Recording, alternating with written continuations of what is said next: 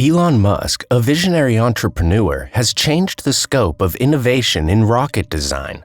His ambition to own Mars made him develop several denominations of the Starship, which certainly beat the concept of all other rockets that existed in history. Spacex and Elon Musk work so hard day and night to improve the development of starships and make them efficient enough to withstand any hassle during space travel. And you won't believe that the Booster 7 rocket with 33 Raptor engines, which just concluded its static fire test, is the only rocket that has ever been successfully test-fired in the history of mankind. SpaceX's goal is to develop the Starship in a way that it can withstand rapid reusability. Elon Musk once made it clear that the Starship will be ready to embark on another flight after every 1 hour of landing. That means SpaceX engineers will use the simulation system to scan any fault which the Starship may have sustained in less than an hour before it will be all set for another liftoff. What are the possibilities that the Starship will be able to journey from Earth to Mars with 33 powerful engines without facing any malfunctioning that may lead to a disaster? And how will SpaceX avoid serious disaster that may likely occur during the Starship's journey? Let's find out in today's episode. Shotwell, SpaceX president, has assured astronauts and the public that each Starship will be tested 100 times before humans can go on board for any space travel. This clarifies the fact that astronauts or passengers traveling on the Starship are assured of safe spaceflight.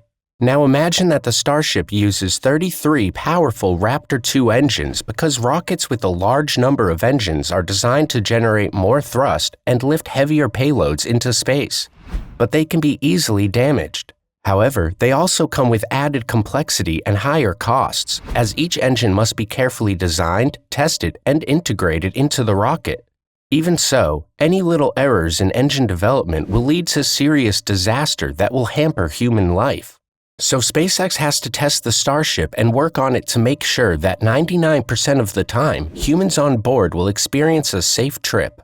The booster rocket is the only rocket that has ever been tested with 33 engines, though there have been several rockets throughout history that have used many engines. Let's discuss more about these engines. For instance, the Atlas Centaur used 2 RL-10 engines, and it was the world's first operational liquid hydrogen, liquid oxygen high-energy rocket engine designed to restart in space.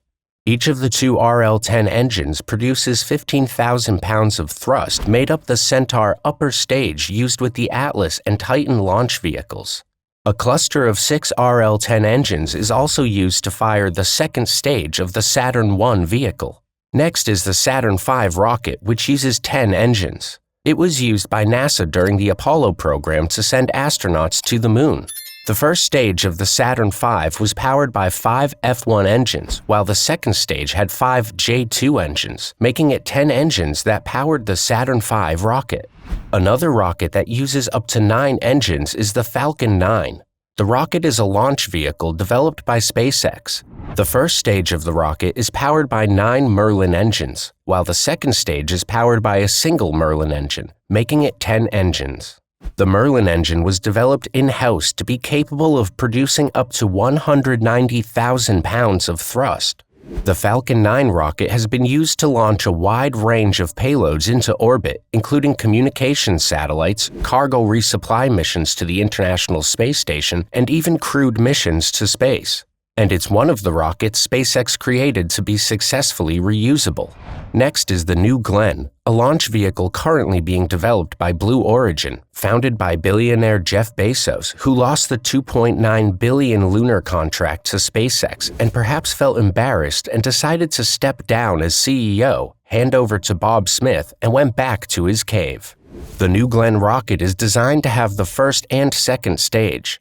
First stage of the rocket is powered by 7 BE-4 engines, while the second stage has a single BE-3 engine.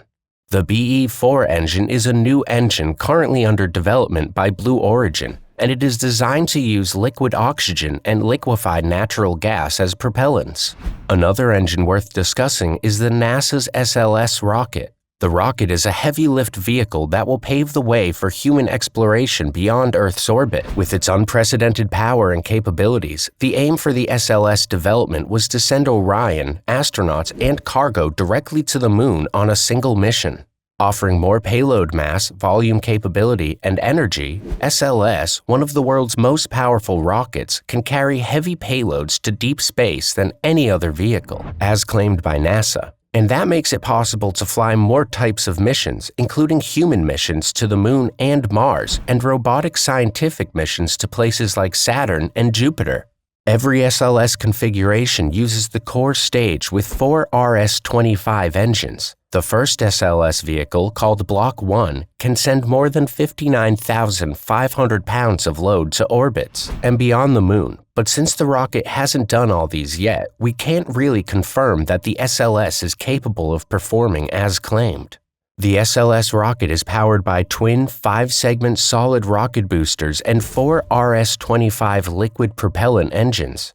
After reaching space, the interim cryogenic propulsion stage will send Orion to the Moon. Block 1B crew vehicles will use a new, more powerful exploration upper stage to enable more ambitious missions. The vehicle can, in a single launch, carry the Orion crew vehicle along with large cargo needed to support a sustained presence on the Moon. The SLS program has an inventory of 16 RS-25 flight engines built by Aerojet Rocketdyne of El Segundo, California, transferred from the shuttle program. Then, SpaceX came out of the blue and did something remarkable, developing a rocket that broke historical records. Technicians and engineers cracked SpaceX the code and wowed the world by building 33 Raptor 2 engines and fixed it to the booster rocket, each with intricate plumbing lines and connections. 29 Raptors was initially the number of engines that Super Heavy was designed to fly with, but after much consideration, it was confirmed that the fully stacked Starship will need more engines to be able to lift heavier loads and propellants into orbit, and that was a strong reason to develop the final configuration with 33 engines. Despite losing 2 Raptor engines in the testing phase, SpaceX still broke the all-time record for the number of rocket engines ignited simultaneously. That record was held by the Soviet N-1 rocket before Booster 7 came into the picture, which launched 4 times with 30 NK-15 engines in the late 1960s and early 1970s. Though SpaceX hasn't launched the Starship rocket yet, if everything goes as planned and the Starship rocket gets into orbit successfully, then the Starship will be the king of all rockets. None of the N-1 rockets was successful, even though it set the record for the most thrust produced by a single rocket, generating up to 4,500 tons of thrust at liftoff. And breaking that historical record was a glory for SpaceX and Elon Musk to celebrate. So the last static fire test, which fired 31 Raptor 2 engines, was certainly a test to show that SpaceX is equal to the task. According to the company, each Raptor 2 engine can generate up to 230 tons of thrust at sea level. Raptor is theoretically designed to throttle as low as 40% or 92 tons of thrust, with 33 engines operating nominally at their minimum throttle setting. The good news is the 33 Raptor engines can generate more than 16.5 million pounds of thrust at full power, giving it the capacity required to lift off heavier payload above the Earth. From SpaceX's perspective, the fact that the Starship is an orbital-class vehicle that got tested of its 33 Raptor engine on the launch mount without any damage is likely enough for it to consider the static fire a success.